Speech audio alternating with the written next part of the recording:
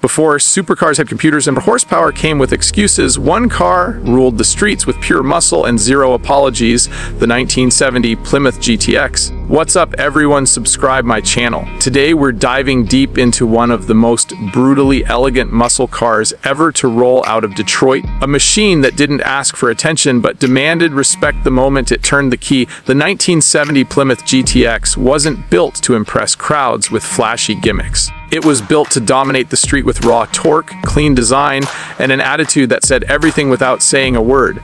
Picture America in 1970. Muscle cars were at their absolute peak. Insurance companies were nervous, gas was still cheap, and horsepower numbers were climbing like there was no tomorrow. Plymouth already had the Road Runner for the masses, but the GTX was something different.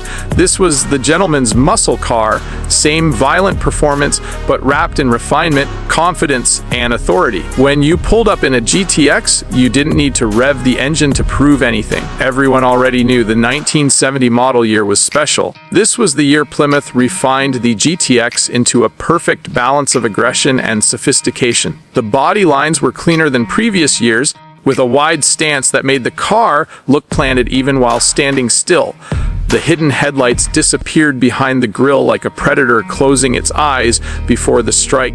The hood, especially when equipped with the air grabber option, was pure mechanical theater. At the flip of a switch, the hood opened its mouth and inhaled cold air like it was alive, letting everyone know this wasn't just transportation, this was a statement. Under that hood lived the heart of the beast. The 440 cubic inch Super Commando V8 came standard, and that alone tells you everything you need to know. This engine wasn't about high revving tricks or delicate tuning. It was about torque, brute force, and relentless acceleration. You didn't wind it up, you unleashed it. Press the throttle, and the GTX surged forward with a deep, violent roar that felt more like an earthquake than an engine note. And if that wasn't enough, the optional 426 Hemi existed for those who wanted to live on the edge of sanity. But even the standard 440 was more than enough to humble almost anything on the road. Inside the car, Plymouth understood the mission. This wasn't a stripped-down street racer. The interior was comfortable, deliberate, and serious. Bucket seats wrapped around you, the dash was clean and purposeful, and every gauge felt like it belonged exactly where it was. You sat low, looking out over that long hood, knowing full well that every green light was a challenge waiting to happen. The GTX didn't distract the driver. It focused the driver. What really separates the 1970 GTX from other muscle cars is confidence. It didn't need cartoon decals or oversized wings. The badging was subtle. The message was clear. This was the top of Plymouth's performance hierarchy. A Road Runner could be loud and playful. The GTX was calm, calculated, and lethal. It was the kind of car a serious driver chose when they wanted performance without apology. On the street, the GTX was terrifyingly capable. The suspension was tuned for control, not comfort alone. Straight line acceleration was devastating, but the car also held its own through corners better than most people expected from a big block muscle car. The weight was there, sure, but it was managed. This was a machine that rewarded drivers who knew what they were doing and punished those who didn't respect it. Fast forward to today, and the 1970 Plymouth GTX has become something even more powerful than it was when new. A legend.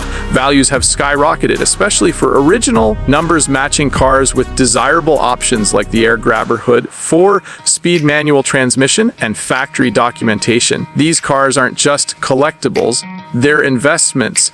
But beyond the money, there's something priceless about them. They represent a moment in history when manufacturers built cars with passion instead of committees, when horsepower was king and compromise was optional. Every time a 1970 GTX fires up at a car show, people stop what they're doing. Conversations pause, phones come out, not because it's flashy, but because it's real, because it's honest, because it reminds everyone of a time when driving meant something visceral. You don't just see a GTX, you feel it, you hear it echo in your chest. You smell the fuel, the oil, the past. This car doesn't belong to everyone, and that's exactly why it matters. It belongs to those who understand what muscle cars were truly about: power with purpose, style without excess, confidence without noise. The 1970 Plymouth GTX didn't try to be the fastest on paper or the wildest in ads. It simply showed up, did everything exceptionally well, and left everyone else trying to catch up. So whether you're a collector, a restorer, a lifelong Mopar fan, or someone just discovering what real muscle looks like, remember this? The 1970 Plymouth GTX isn't just metal and horsepower. It's an era, it's attitude. It's the sound of America at full throttle before the rules change forever. And even decades later, it still commands the road, the room, and the respect it earned the moment it was born.